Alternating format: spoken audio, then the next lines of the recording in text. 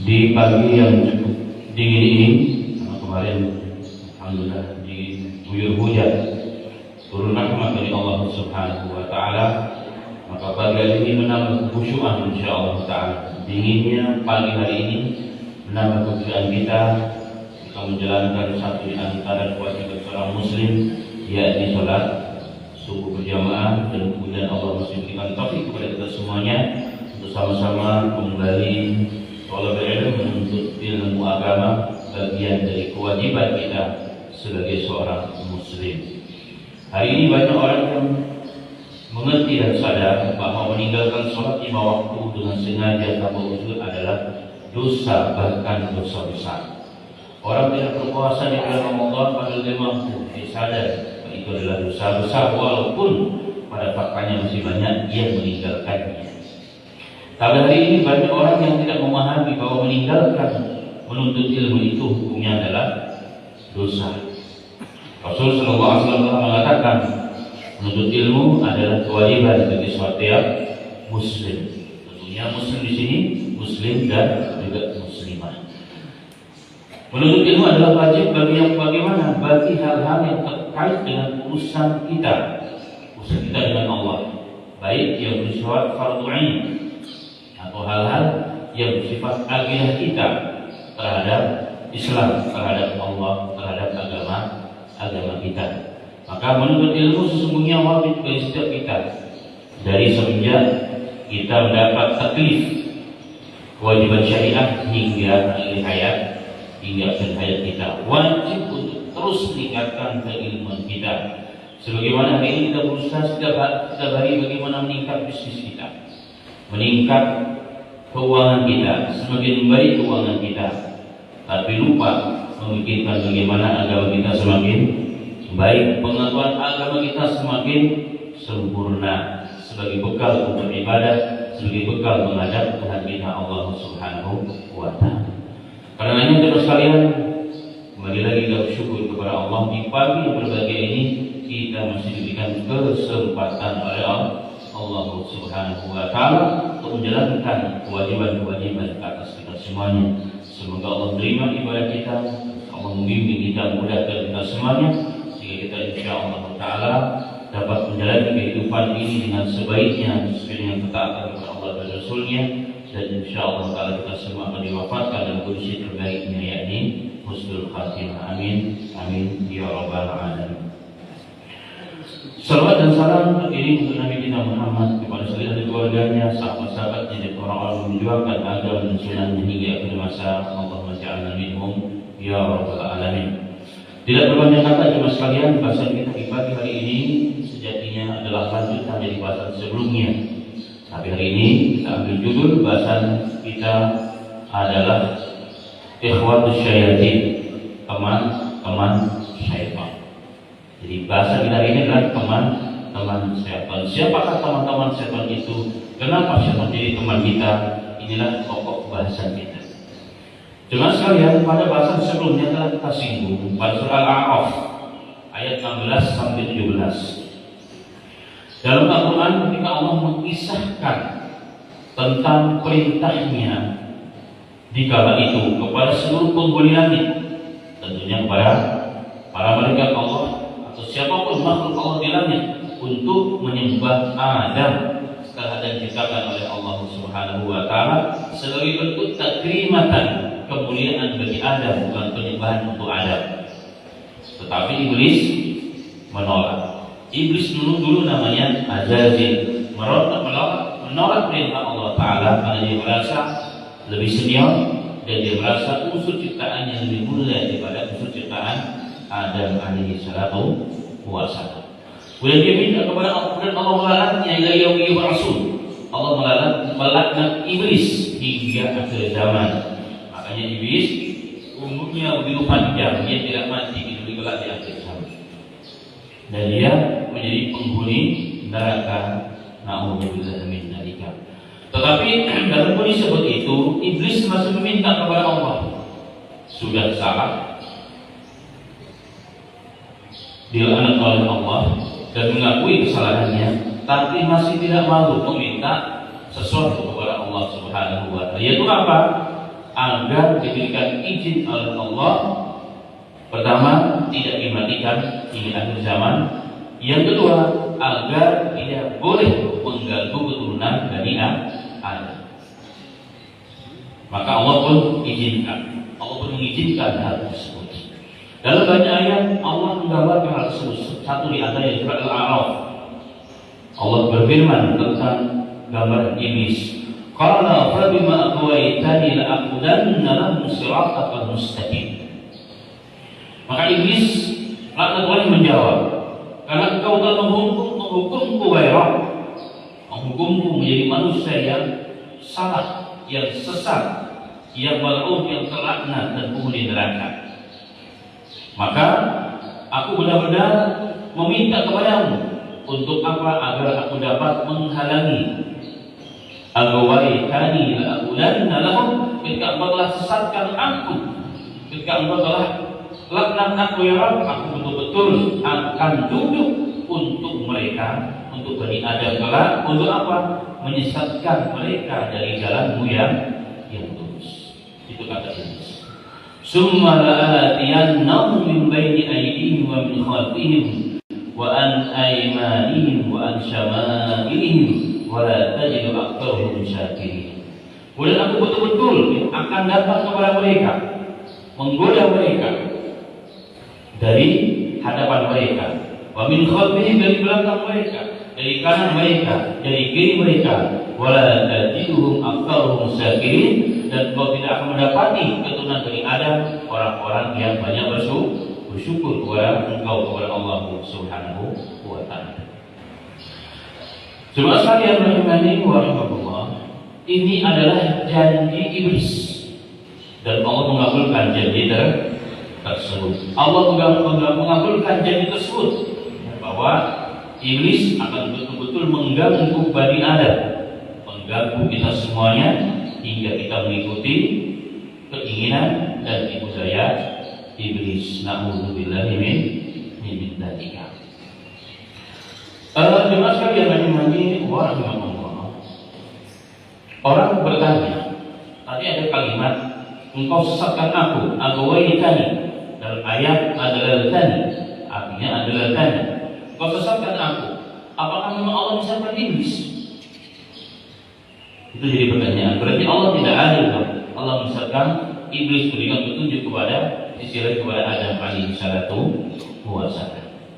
Ulama mengatakan yang dimaksud dengan Allah menyesatkannya bukan Allah yang menyesatkannya. Kita harus ingat bahwa kehendak Allah, iradatullah namanya, ada dua. Iradatullah yang bersifat kauniyah, yang bersifat penciptaan. Dan hal ini Allah mengatakan idza arada syai'an ay yaqula lahu kun fayakun. Jika Allah menghendaki sesuatu, Allah yang mengatakan kun, jadi maka jadilah. Nah, kehendak Allah yang bersifat takhliq ini, yang bersifat penciptaan ini, tidak ada pilihan bagi manusia. Manusia suka tidak suka, mau tidak mau, harus ridho dengan keputusan dan takdir Allah. Manusia tidak ada ikhtiar. Apa contohnya? Allah menciptakan langit, Allah menciptakan bumi, Allah menciptakan malam dan siang, Allah menciptakan manusia. Si A nanti laki-laki, si B itu perempuan. Ini yang menjadi landasan kenapa ketika ada orang laki-laki yang bergaya perempuan atau sebaliknya dimurkai dalam agama, karena ini terkait dengan kehendak Allah bersifat kauniyah, kehendak Allah bersifat ciptaan, sehingga tidak ada pilihan bagi manusia. Manusia harus taat dan patuh. Termasuk si fulan umurnya sekian tahun, itu termasuk kehendak Allah yang bersifat perintah Allah yang bersifat kauniyah, yaitu penciptaan alam semesta dan makhluknya. Sekali lagi, manusia setiap hamba tidak ada pilihan, yang ada adalah ridho dan takdir tersebut. Kita harus takdir menjadi orang yang seperti ini, jadi laki-laki yang tampan, perempuan yang cantik, ridho dan takdir Allah. Tidak boleh kita rubah-rubah diri kita. Bahkan berdiri dulu gaya perempuan atau laki-laki sebagaimana yang sedang sedang diperjuangkan oleh orang-orang yang jauh dari agama Allah, LGBT plus itu adalah kemunduran, itu adalah penyesatan bahkan dari fitrah manusia. Ini yang pertama. Yang kedua, kehendak Allah yang bersifat syariat. atau syar'iyah. Yang kedua adalah kehendak Allah atau perintah Allah yang bersifat syariah atau syar'iyah, itu yang bersifat agama. Kalau yang pertama kehendak Allah yang bersifat kauniyah, menurut manusia kan baik, karena tidak baik. Menurut manusia, atau menurut Allah semuanya baik. Simpulan jadi laki ini terbaik, simpulan jadi orang kaya itu terbaik, walaupun menurut kita tidak baik. Menjadi orang yang miskin kan tidak enak sebenarnya. Tapi menurut Allah itu yang terbaik bagi si A, bagi si B. Bagi menurut Allah itu baik. Nah, kehendak Allah yang kedua, yang bersifat syariah itu semuanya baik. Apa yang dimaksud kehendak Allah bersifat syariah? Allah mau seluruh hamba Allah ini taat dan beriman kepada Allah dan Rasul-Nya. Allah mau seluruh manusia hamba Allah dan jin itu rajin ibadah menjalankan perintah Allah Subhanahu wa taala. Dan seluruh keinginan Allah atau kehendak Allah yang bersifat syariah itu semuanya baik. Tetapi dalam hal ini manusia ada pilihan. Manusia tidak dipaksa. Wa hadainahum najdain. Kami berikan petunjuk kepada manusia dua jalan. Jalan ke surga ini jalannya, jalan ke neraka ini jalannya. Dan Allah menggambarkan dan menunjukkan orang-orang yang tidak taat, orang-orang yang tidak mau menjalankan kehendak Allah yang bersifat syariat. Mereka sengsara, hina di dunia dan disiapkan azab yang pedih di akhiratnya Allah Subhanahu wa taala. Dalam hal ini Allah menghendaki kepada iblis yang dulu namanya Azazil perintah yang bersifat syariah.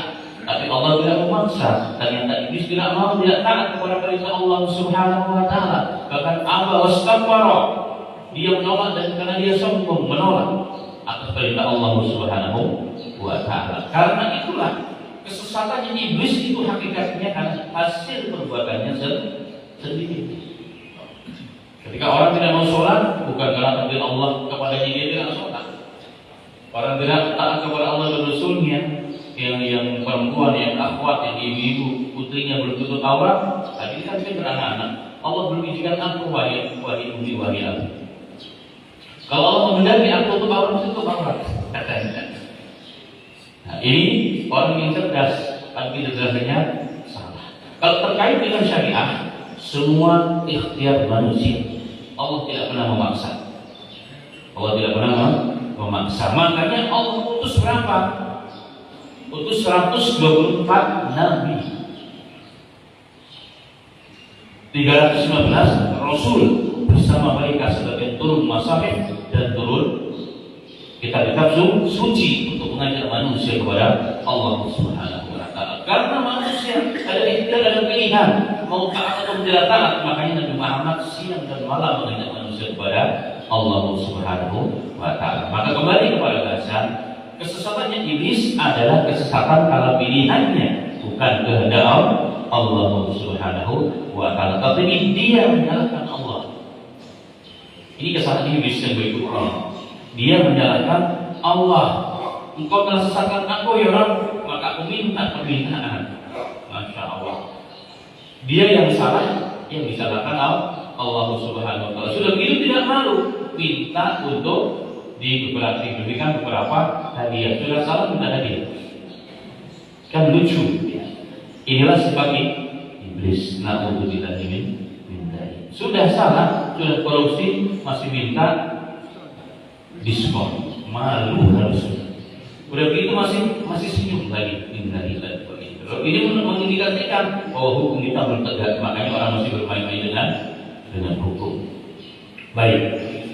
Kemudian juga sekalian rahimani wa rahimakumullah.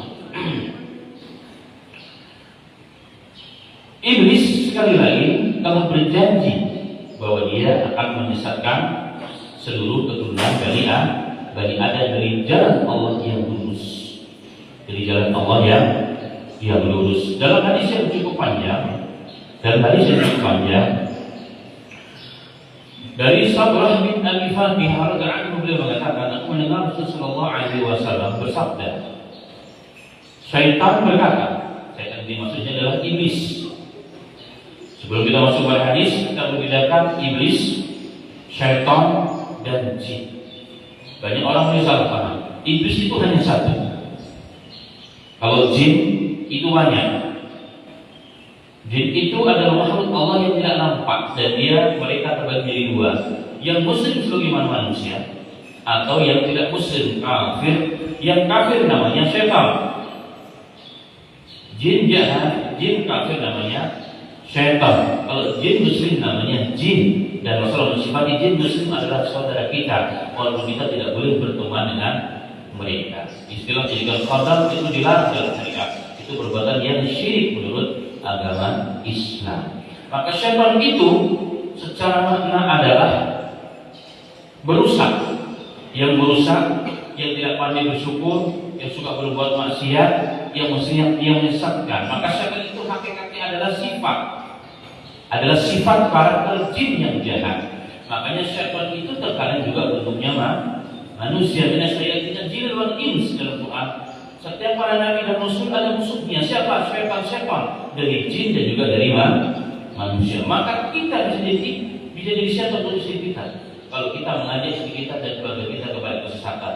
Istri kita dan anak kita pun bisa menjadi syaitan kalau dia membisiki kepada kita untuk tidak taat kepada Allah dan Rasulnya. Nah, dalam hadis ini yang dimaksud syaitan ini adalah syaitan jin. Rasul mengatakan syaitan kalau ada di ibni Adam bi al-fuqihi. Jadi syaitan mengganggu manusia itu duduk bersama manusia dengan berbagai macam jalan. Yang pertama, syaitan akan menghalangi manusia dengan hidayah Islam. Maka orang ditakut-takuti jangan masuk Islam. Kalau sekarang kita jangan masuk Islam, karena Islam itu intoleran, Islam itu keras. Islam itu adalah orang-orang yang teroris dan seterusnya. Ini bisikan-bisikan syaitan manusia atau syaitan jin. Jika manusia tetap masuk Islam, maka mereka dihalangi jangan sampai berhijrah. Dalam mana yang luas, ya Islam aja yang penting Islam. Tidak perlu tinggalkan riba, tidak perlu tinggalkan maksiat, tidak perlu tinggalkan khamar, tidak perlu tinggalkan judi online. Jalankan aja. Yang penting ada Islam. Kalau ini lewat juga imannya kuat, ya. Kalau ini lewat imannya kuat, maka orang menghalangi orang tersebut dari berjihad, dari ikut memperjuangkan Islam. Gak usah ikut-ikutan jadi pengurus DKM, usah. Sudah benar juga masih di saling dulu. Itu syaitan itu sebenarnya. Itu syaitan yang mengganggu. Tidak perlu ikut-ikutan begitu. Dan cukup aja yang penting kamu sholat sudah selesai. Yang penting tidak ganggu orang. Kamu selesai. Dan jika manusia ternyata masih mau ikut berjuang, maka kata Rasulullah, itulah orang-orang yang telah dijamin surga oleh Allah Subhanahu wa Ta'ala. Jadi manusia imannya bertingkat-tingkat, dan manusia yang paling tinggi imannya adalah orang yang mau ikut serta memperjuangkan agama Allah. Dan ini semua diganggu oleh syaitan. Jemaah sekalian rahimani wa rahimakumullah. Kemudian pada ayat yang di atas tadi ada kalimat, aku datang mengganggu Bani Adam dari depan, min khalfihim, dari belakang, dari kanan, dan dari kiri. Para ahli tafsir menafsirkan dengan banyak ragam, dengan banyak ragam. Ada yang mengatakan dari depan adalah menyesatkan dari jalan yang benar. Dari belakang bisikan terhadap cinta dunia, kanan kiri anak dan istri dan seterusnya.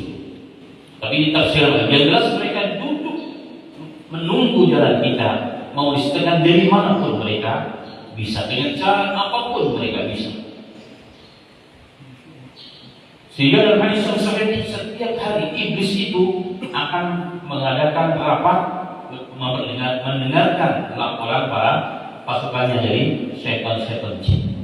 Dan orang yang mampu memisahkan antara suami istri itu dianggap orang yang paling sukses kerjanya sehari itu, dan dia menjadi orang dekatnya iblis dalam hadis.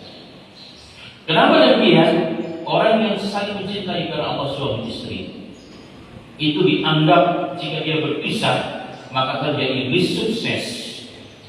Ulama menerangkan di antara hikmahnya karena apa? Orang yang sedang berpasangan dengan aturan Islam, dia sedang dalam ibadah. Tidak ada ibadah dalam Islam yang paling lama melainkan ibadah dalam pernikahan. Salatnya akan dilipat ganda, kerjanya menjadi ibadah jika niatnya karena Allah Subhanahu wa taala. Apapun yang dilakukan maka menjadi ibadah, dan mereka tidak ridho kalau manusia dilakukan apa? Karena tidurnya, kemudian kebersamaannya pasangan karena Allah Ta'ala itu semua adalah ibadah, dan siapa tidak mau ada orang yang ibadah kepada Allah Ta'ala. Maka dianggap yang memisahkan dua pasangan ini dianggap orang yang terus sejauh sekali. Karenanya, setiap kita dengar setiap hari berita di mana-mana bulan cerah. Ini kenapa sih sebenarnya? Karena ada unsur eksternal, yaitu gangguan dari bahasa kondisi di antaranya Allah bernikah. Kalau sudah setahun, 2 tahun, 3 tahun, 5 tahun, selalu dibayang-bayangi bahwa kebun tetangga lebih hijau. Kamu sih nggak mau begini, bapak sih nggak begitu. Coba lihat tetangga itu, begitu selalu. Itu kemudian muncul masalah. Sehingga apapun yang dilakukan oleh pasangan kita semua jadi sama, semua dari salah, sehingga pada klimaksnya nanti terjadilah perceraian. Ternyata dia dapat nikah begitu, dia nikah juga begitu. Kenapa itu disiki oleh syaitan? Efeknya adalah apa? Berantakanlah ibadah kita kepada Allah, berantakanlah masa depan kita dan anak-anak kita. Kita korbankan masa depan yang baik adalah apa? Mengikuti hawa nafsu syaitan. Kemudian satu muncul pertanyaan, kenapa dalam ayat tersebut tidak ada ayat yang menyatakan syaitan mengganggu dari atas? Tidak ada syaitan mengganggu dari atas, yang ada depan, belakang, kanan, dan kiri. Para ulama mengatakan, kenapa syaitan tidak mengganggu dari atas? Karena dari atas itu datang rahmat Allah. Rahmat Allah datang dari atas, paling langsung turun dari atas, sehingga syaitan tidak mampu untuk menggoda manusia dari atas.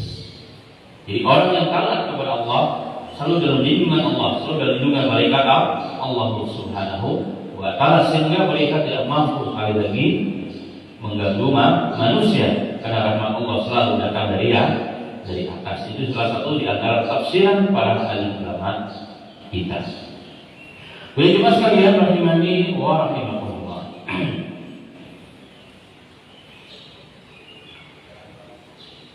Nabi Muhammad SAW dalam hadis yang sahih diriwayatkan oleh Al-Imam Ibnu Majah dengan sanad sahih, mengajarkan kepada umatnya bagian dari zikir pagi dan petang agar kita secara ikhtiar diselamatkan dari gangguan dan tipu daya syaitan, dari tipu daya makhluk-makhluk yang jahat, jadi menyesatkan kita dari jalan yang benar. Nah, ini perlu dibaca yang pagi dan sore. Di antaranya adalah yang diajarkan Rasulullah SAW. Nabi Muhammad SAW mengajarkan ini, dan doa tersebut berbunyi, Allahumma inni as'aluka al-'afwa wal 'afiyata fid dunya wal akhirah. Allahumma as'aluka al-'afwa wal 'afiyata fid dini wa dunyaya wa ahli wa mali.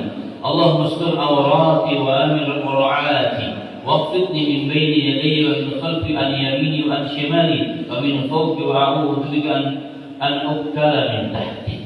Ini doanya. Jadi ada buku-buku yang doa zikir bagi petang. Ini salah satu doa. Untuk apa? Agar Allah melindungi kita sepanjang hari, gangguan dari kanan kiri dari mana-mana, jadi gangguan syaitan. Maka yang belum hafal dihafal, yang belum baca mulailah istiqomah untuk membaca. Allahumma inni as'aluka al-'afwa wal 'afiyah fid dunya wal akhirah. Ya Allah ya Tuhan, aku memohon kepadamu pengampunan dan keselamatan dunia dan akhirat.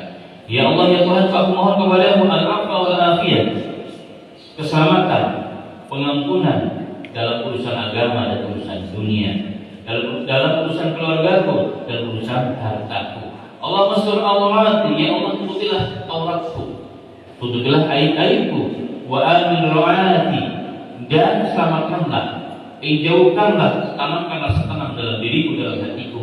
Waqfidni min baina yadayya, jagalah aku dari segala gangguan, dari segala keburukan, dari depan, dari belakang, dari kanan, dari kiri. Wa a'udzu bika min tahti, dan aku berlindung kepadamu ya Rabbal alamin dari ditenggelamkan, dari diganggu dari arah bawah. Ini semua adalah doa-doa yang dianjurkan oleh Rasulullah Shallallahu Alaihi Wasallam. Maka kesimpulannya cuma sekalian, manusia sudah ditakdirkan menjadi manusia yang terbaik. Tapi manusia juga telah ditakdirkan oleh Allah, mereka akan diganggu oleh syaitan, akan diganggu oleh makhluk-makhluk yang jahat sebagai bentuk ujian untuk kita semuanya. Maka orang-orang yang taat kepada Allah dan orang-orang yang ikhlas menjalankan ibadah, mereka orang-orang yang akan selamat dari gangguan syaitan. Masuk kepada amalan-amalan yang jika kita lakukan mengundang syaitan dan mereka menjadi teman kita. Nah, ini yang menjadi bahasa inti kita sesungguhnya. Jadi banyak dalam Islam ini, baik dalam hadis ataupun dalam Quran yang menyatakan amal-amal ini jika dilakukan oleh kita akan menjadi temannya syaitan jemaah sekalian. Kalau jadi temannya syaitan berarti apa? Kita seperti mereka, kita tidak akan pernah mendapatkan ketenangan, selalunya kita jauh dari ketaatan kepada Allah Subhanahu wa Ta'ala. Nah, dalam hal ini ya, saya campur antara urusan-urusan yang nampaknya bersifat duniawi yang muamalah dan masyarakat dan urusan-urusan yang terkait dengan urusan agama bahkan akidah dan ibadah. Nah, perbuatan yang pertama adalah sebagaimana Allah firmankan surat Al-Isra ayat 26 dan ayat sampai ayat 27. Lalu berfirman, "Wala tubadzir tabdzira innal mubadzirina kanu ikhwana asyayatin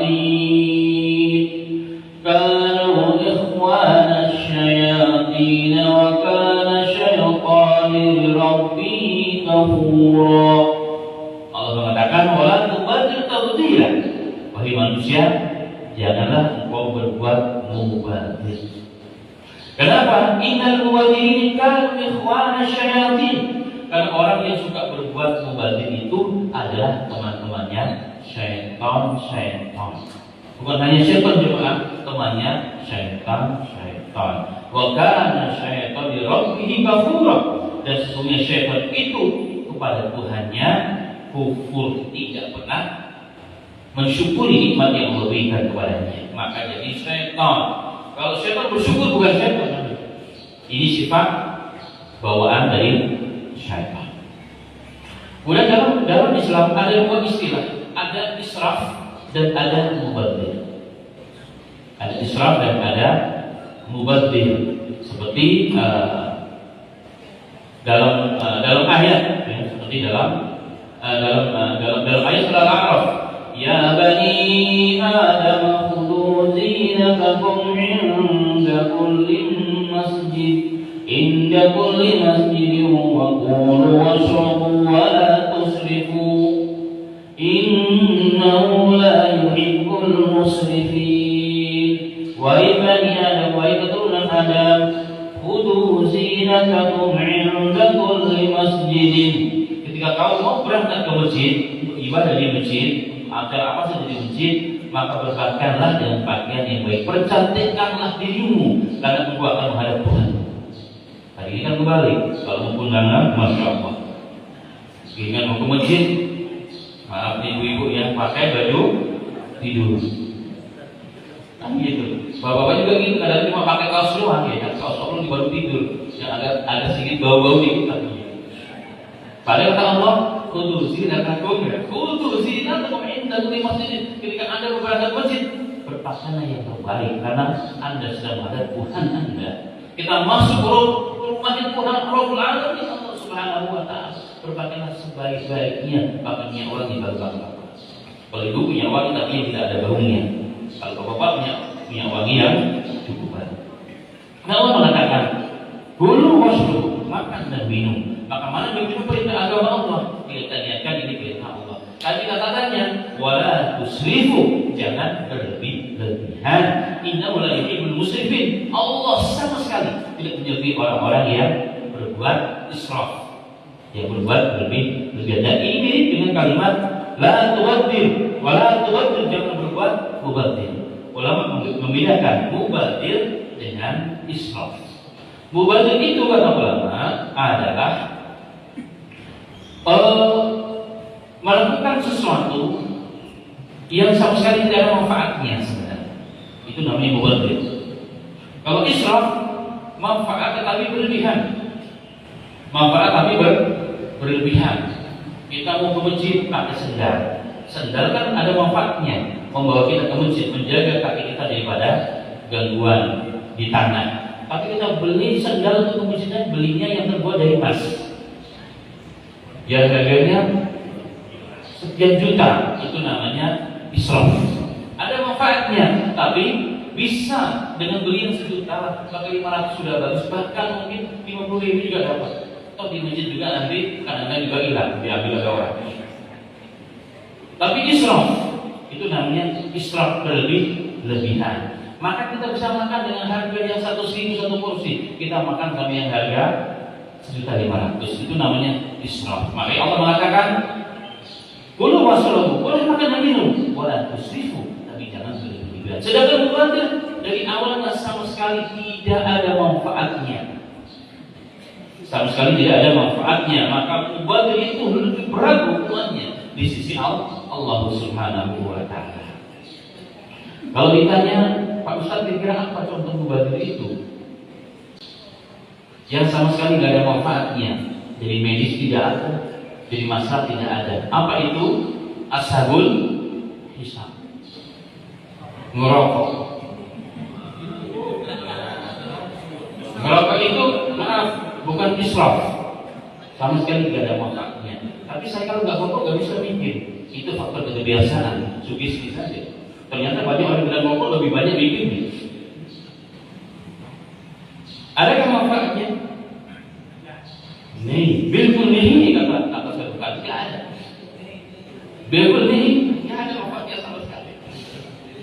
Berarti kategorinya mubadir. Dan orang yang bermubadir apa kata Allah?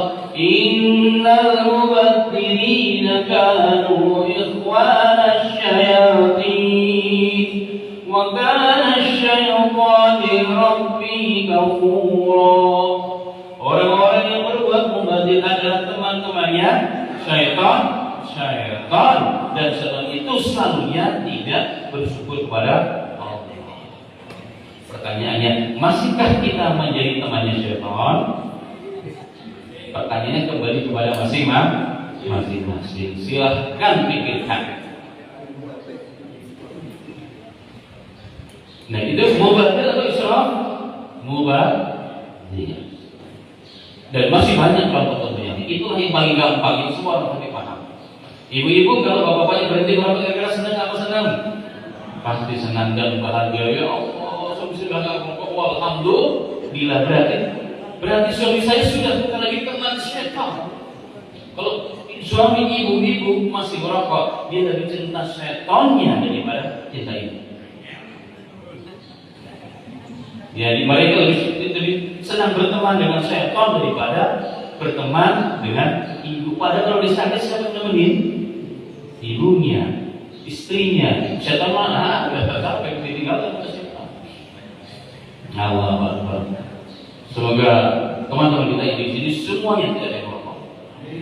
Meninggalkan hal yang mubadir. Karena sudah jelas dalam ayat ini mereka teman-teman setan. Bukan hanya setan. Bukannya satu setan. Amin ya rabbal alamin. Yang kedua jemaah sekalian,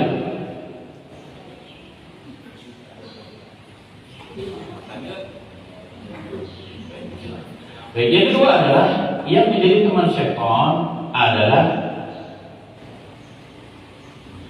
orang yang makan dengan tangan kiri.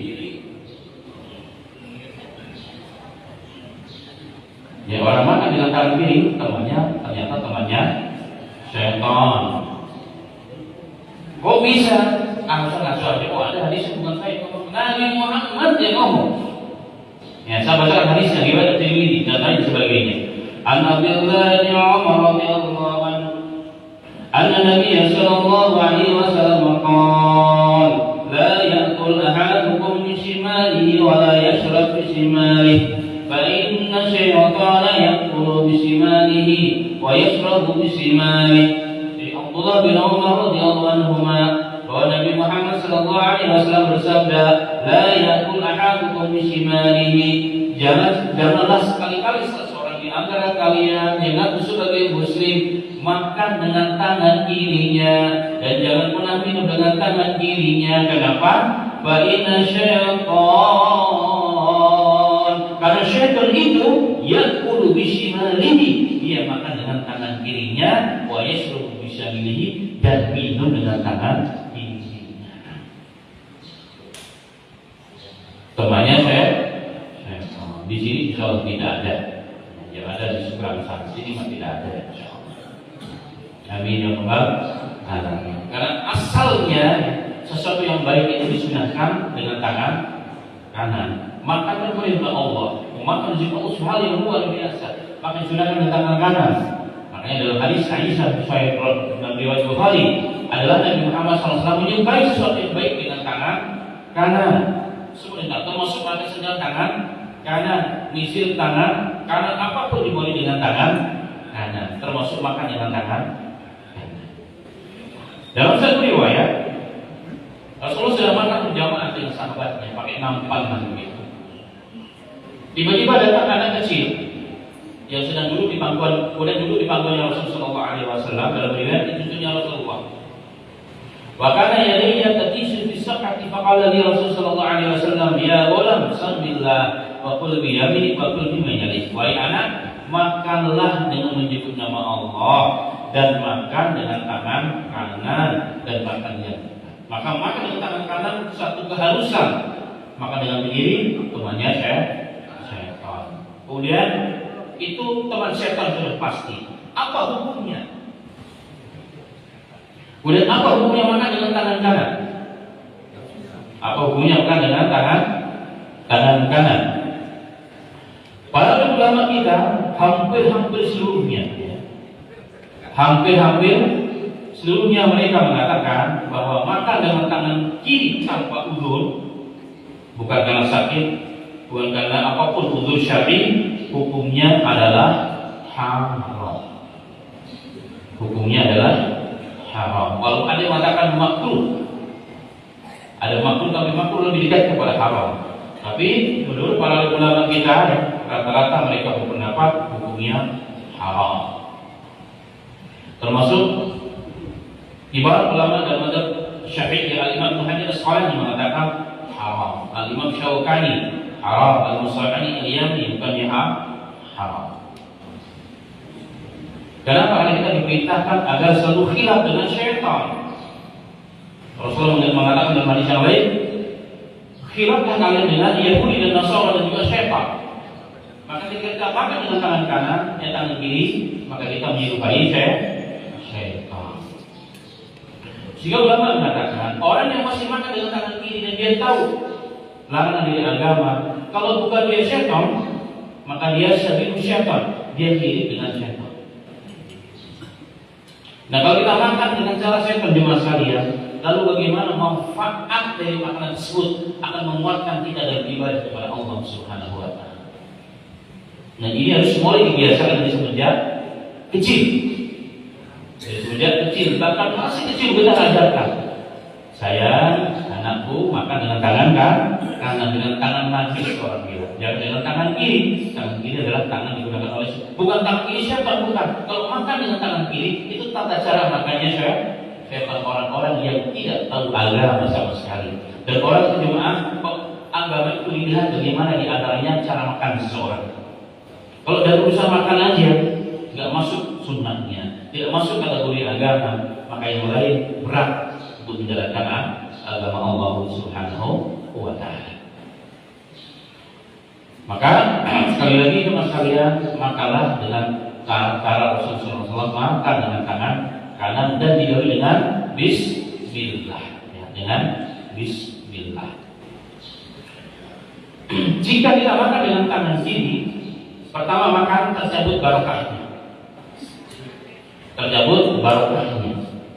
Dalam hadis yang sahih Rasulullah SAW mengatakan bahwa makan itu, setiap makan itu ada barokahnya. Makanya kenapa orang makan itu Makanan yang jatuh diambil, dibersihkan kalau masih bisa dimakan. Yang sisa di piring-piring kalau di tangan kita disuruh dijilat oleh Nabi Muhammad, itu sunnah. Rasul mengatakan, karena kamu tidak tahu di manakah letak makanan yang barokah itu.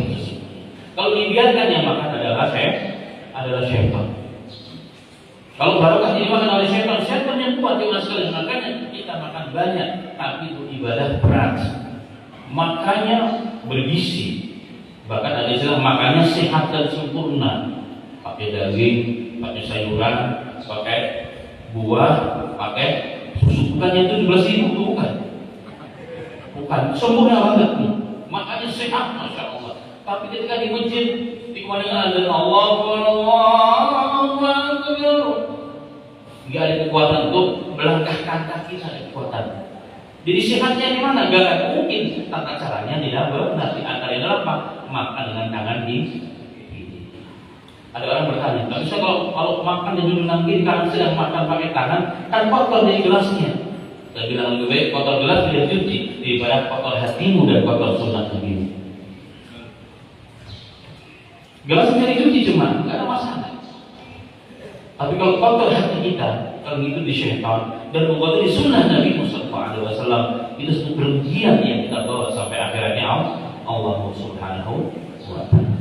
Semoga Allah berikan taufik agar kita memulai hal-hal yang kecil, agar kita menghindarkan diri kita berteman dengan syaitan. Dan insya mesti banyak yang beberapa catatan penting dalam hal ini, tapi dua hal itu yang paling banyak dilakukan, dan semoga itu sudah bisa mewakili insya Allah. Demikian teman sekalian, hadir kita di pagi yang berbahagia ini tentang teman syaitan. Maka supaya tidak menjadi teman syaitan, hindari sesuatu yang jika kita lakukan akan menjadi teman mereka yang rugi adalah kita. Demikian semoga. Alhamdulillah, jazakallahu khairan. Para ustaz kita yang berusaha menyampaikan pelajaran kepada kita terkait masalah berteman dengan syaitan. Allah SWT berfirman dalam surat Al-Baqarah ayat 208. Ya ayyuhalladzina amanu udkhulu fis-silmi kafah wa la tattabi'u khutuwatis syaitan innahu lakum aduwwum mubin. Wahai orang-orang yang beriman, masuklah dalam Islam keseluruhan dan janganlah kalian mengikuti langkah-langkah syaitan. Sesungguhnya syaitan itu musuh yang nyata bagimu. Sadaqallahul adzim. Bapak dan Ibu, sebelum pertanyaan, kami atas nama pengurus dan jamaah semuanya mengucapkan terima kasih kepada Bapak Ibu yang telah memberikan hidangan pada pagi hari ini. Mudah-mudahan Allah memberikan keberkahan untuknya. Amin ya rabbal alamin. Baik, ada pertanyaan, silakan. Satu. Ada lagi? Oh, dua. Ya, Nur belakang.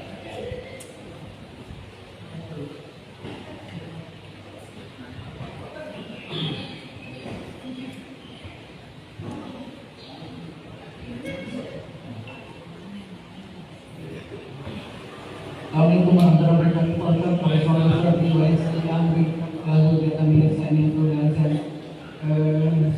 Pak Ustaz, bagaimana setan selalu menggoda kita dari samping, kiri, kanan, dan depan belakang gitu Pak Ustaz.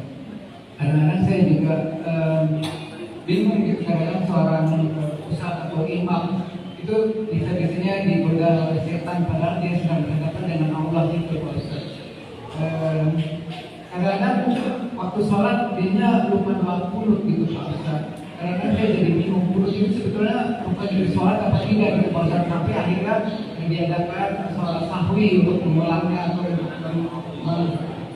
sahwi untuk mengulang. Terus Pak Ustaz kan kita diadakan untuk selalu pakai kanan Pak Ustaz gitu, karena itu kan namanya setan.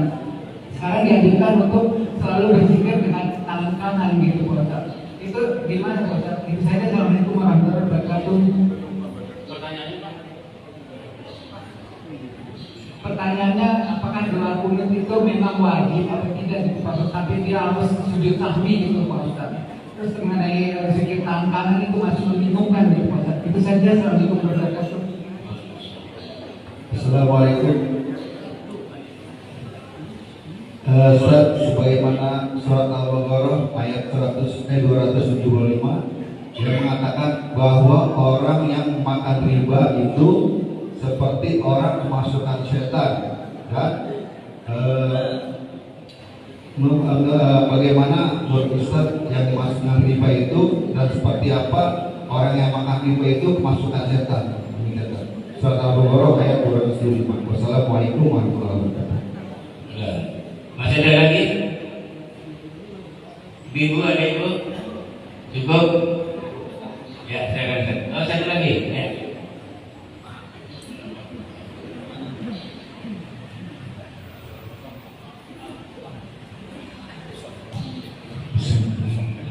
Assalamualaikum Ustaz. Tadi kan Pak Ustaz bilang makan itu kalau misalnya kalian kira atau makan berdiri itu semuanya setan. Tentu itu kan perbuatan dosa. Bagaimana misalnya kalau misalnya kita tuh makan, minum itu ada apa ibadahnya?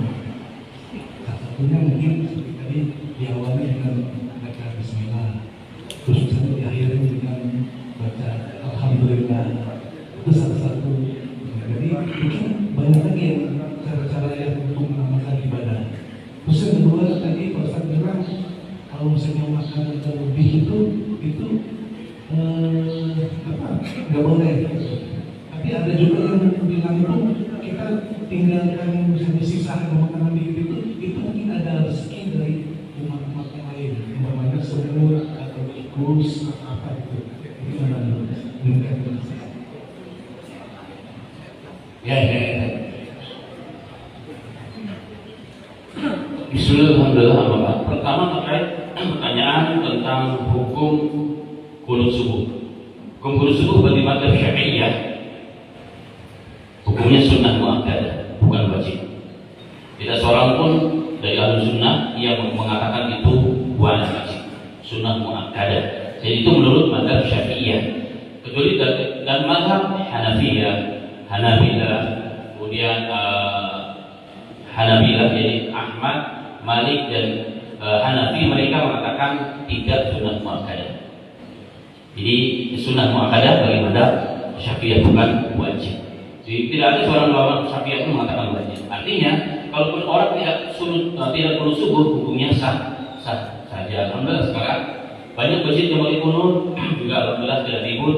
Imamnya kadang-kadang tidak bagi kunut juga tidak ribut. Tapi apa, masyarakat sudah memahami hal ini.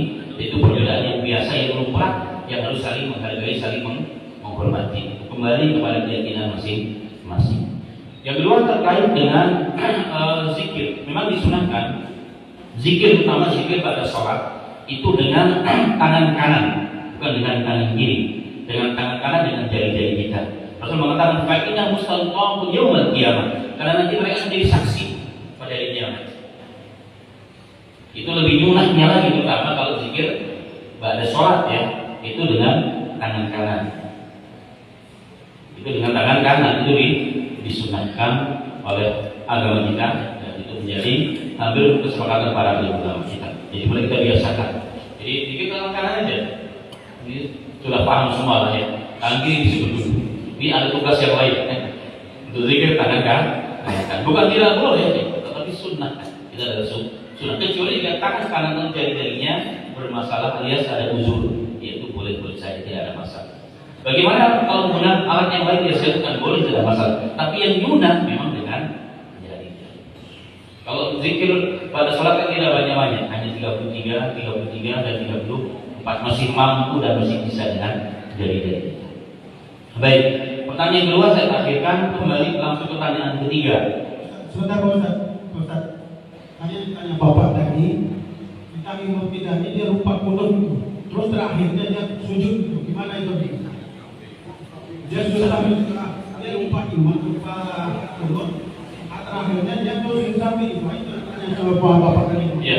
Gimana itu? Oke, baik. Ya, mungkin kelupaan tadi ya. Pertama, kembali kepada hukum sujud kunut subuh itu hukumnya sunnah muakkadah menurut Syafi'iyah. Maka barang siapa yang kelupaan boleh sujud sahwi.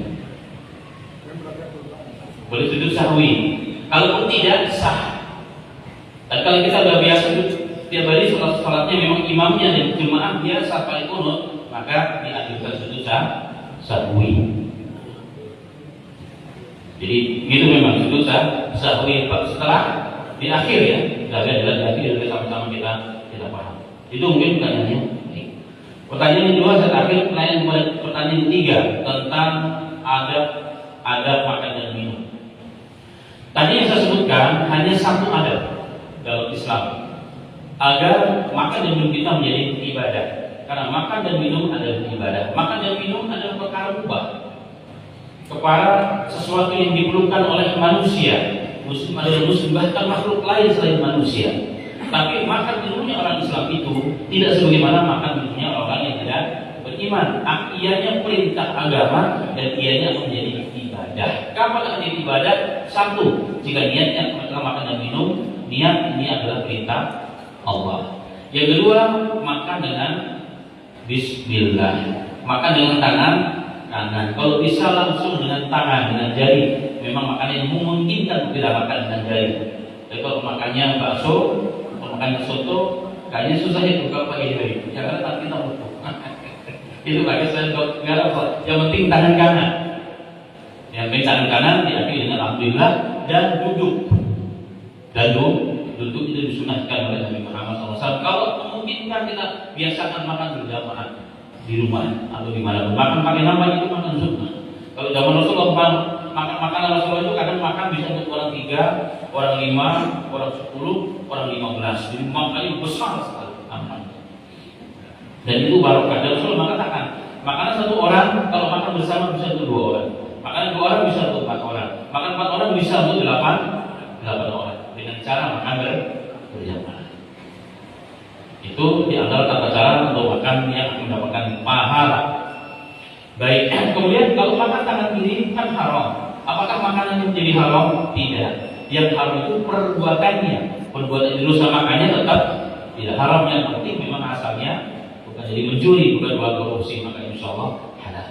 Itu halal. Manfaat atau tidak kembali kepada kita sendiri. Yang terakhir tadi. Baik, sisa makanan disunahkan oleh Rasulullah SAW. Kita makan, kita kan manusia, ada agama dan syariat yang mengatur. Kalau makan dibersihkan, bahkan yang jatuh untuk diambil, takutnya nanti dimakan oleh syaitan. Yang dinam atau dipiring dibersihkan. Dalam hadis itu Rasulullah SAW sampai jari itu. Bahkan terkadang disiram air dan diminum. Dalam tes bahkan dicirati. Sampai sebegitunya menghargai rezeki yang Allah. Ini kelaparan apa ngamalin sunnah? Bukan itu seperti itu. Memang kalau ukur pada kita hari ini, jadi begitu melihatnya. Tapi asalnya bahkan disunahkan kalau minimal lah. Kalau tidak bisa itu bersihkan sebersih mungkin. Harus kita biasakan. Kalau tersisa yang makan adalah syaitan. Yang di jari kita juga sebelum dicuci dijilati. Bahkan dalam hal ini disunahkan kalau jilat itu kau jilatkan, maksudnya ke istrimu atau ke pasanganmu. Bukan hanya untuk pacaran doang. Jadi sekali-kali kita makan bersama di depan anak-anak bareng, di akhir kita jilatkan ke pasangan kita. Itu sunnah juga. Dan itu menambah keharmonisan. Bisa dicoba kalau tidak percaya. Ya bisa dicoba. Makanya sebelum makan dibersihkan tangan. Itu sunnah Nabi Muhammad SAW. Yang lain banyak umat Islam meninggalkannya. Bahkan orang-orang yang berlabel ahlu agama untuk meninggalkan. Ini perkara sepele, tetapi di sini barokah. Di sini awal kebahagiaan keharmonisan rumah tangga kita bersama pasangan dan keluarga kita. Sedangkan kalimat disisakan untuk teman-teman kita yang lain. Itu beda judulnya, itu beda babnya. Itu beda. Perintah agama untuk kita kan manusia. Itu urusan kita tidak ada interaksi dengan mereka. Kita tidak ada interaksi dengan mereka. Mereka akan cari makan sendiri sebagaimana kita mencari makan sendiri. Tidak hubungan antara kita dengan mereka. Bahkan kalau kita seperti itu nanti dianggap kita pelihara jin. Oh bapak ini kalau makan nggak pernah habis katanya apa? Untuk teman-temannya siapa teman itu nggak ada, memang nggak bisa kan? Wajib ada. Kita orang yang datang seorang muslim tapi fasik, dia masih melakukan dosa, nggak boleh percaya omongannya. Harus fatabayyanu dari dikosnya. Apalagi Tapi dia bilangnya dia muslim, kan bilangnya, emang Anda tahu, kan tidak tahu. Tak boleh, ya kan? Tidak ada urusan kita dengan memberikan. Beda tugas, beda alam, ya, dan beda tugasnya masing-masing. Jadi tidak perlu untuk itu. Ya tidak perlu untuk itu. Dan jin-jin muslim mereka sudah punya makanan, kamu siapkan kepada dia, kamu siapkan untuk mereka. Jin-jin jahat inilah yang justru akan mengambil makanan kita yang sisa. Dan ini berbahaya. Berbahaya. Ada satu kisah dalam kitab Hujjatul Al-Baligh karya Imam Syafi'i dikisahkan salah satu di situ bahwa ada orang yang makan itu selalu berceceran kemana-mana. Ya, makan di mana-mana.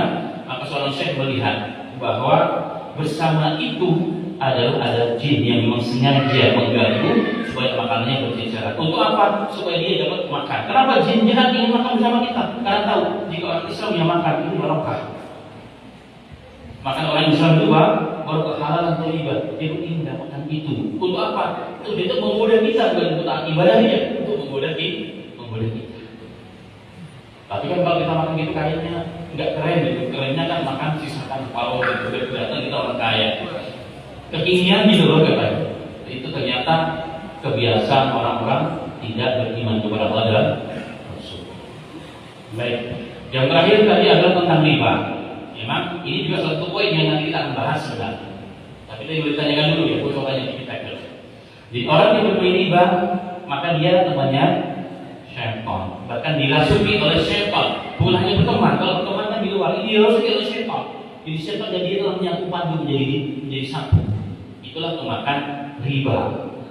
Dan pemakan riba itu dia tidak punya jati diri. Pemakan riba bukan korban riba, pemakan riba itu kita bedakan. Korban riba dan pemakan riba. Teks Quran mengatakan ini makan riba yang seperti orang kerasukan syaitan. Apakah itu riba? Riba jelas. Riba itu ada dua ya. Riba yang umum adalah contoh riba adalah sesuatu yang contoh saya utang, paling gampangnya saja. Saya utang kepada si A. Utang 1 juta. Si A bilang, boleh Ustaz saya kasih 1 juta tapi kembaliin 1 juta 100 atau 1 juta 200 atau nanti ya Ustaz kasih apalah ke saya begitu. Kalau saya iyakan, maka itu transaksi riba. Saya dosa, tapi dosa saya tidak sebesar dosa yang makan riba. Nah, yang makan riba dan itulah yang masuk dalam ayat Al-Baqarah tersebut. Dan itu riba. Tapi kalau saya utang dengan si A, nggak ada kata apa-apa. Utang itu kan apa jadi riba? Utang itu asasnya adalah ta'awun. Tolong dalam kebaikan. Ketika tahun itu mendapat manfaat, itu menjadi riba kata Rasulullah. Ya, ketika ta'awun itu menjadi manfaat, menjadi riba. Al-qardu madari manfaat bahwa riba. Utang piutang ketika yang mengutang itu dapat manfaat dari utangnya itu memanfaatkan kesempatan karena dia utang, maka itulah riba. Itulah riba. Boleh Anda saya kasih utang 1 juta, nggak perlu ada bunga, tapi Anda setiap hari bersihin rumah saya, itu riba namanya. Itu namanya riba, tapi bentuknya bukan pekerjaan itu juga riba. Nah, itu riba. Sampai ulama-ulama itu begitu hati-hati. Ketika saya pinjam sesuatu kepada fulan. Nah, saya bawa motor, yang utang ke saya, dia nggak mau bonceng saya, takut memanfaatkan karena saya utang. Sampai sebegitunya mereka hati-hati. Nah, berbeda halnya jika tidak ada akad dari awalnya.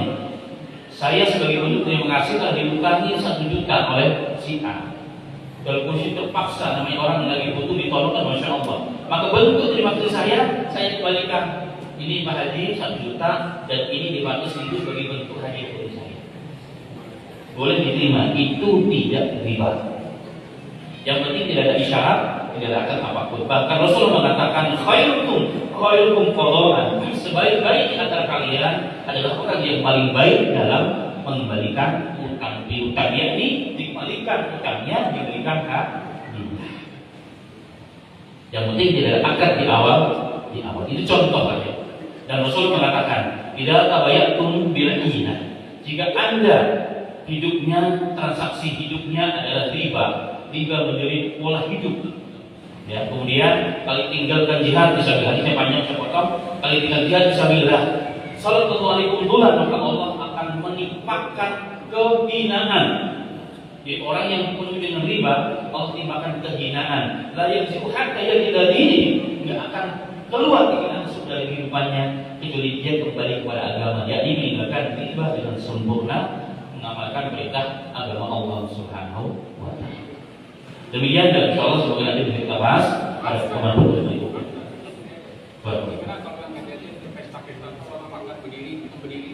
Ya, itu sama ya, itu perbuatan yang khilaf dengan syariat Islam, dan itu perbuatan orang-orang non Muslim. Ini juga masuk salah satu catatan sebenarnya. Makan tangan kiri, makan dengan berdiri, cuma belum sempat waktunya. Insya Allah next time insya Allah kita akan bahas. Tapi intinya itu tidak boleh ditiru, tidak boleh ditiru. Tapi bagaimana kita kalau kita nggak makan ya? Kalau kita nggak makan sambil diri nggak dapat tempat, itu pilihan bagi kita. Itu pilihan bagi kita. Malu kita ya, menjadi orang masjid tapi makan masih berdiri. Padahal kita bisa cari tempat yang lebih layak sebagaimana anjuran Nabi Muhammad SAW. Insya Allah depan dua yang tadi ditanyakan kalau kita bahas. Kemudian para pemirsa. Baik, alhamdulillah, terima kasih kepada kita. Semoga Allah menambah keberkahan untuk beliau dan untuk kita semua. Dan untuk besok pagi, insyaallah Al-Barong Samsul Arifin. Mudah-mudahan kita kesehatan dan kesempatan untuk bisa hadir acara besok pagi. Dan marilah tadi kita pada pagi hari ini sama-sama kita bersyukur hamdalah dan doa kepada Tuhan Majlis. Alhamdulillahirabbil alamin. Subhanakallahumma wa bihamdika asyhadu an la ilaha illa anta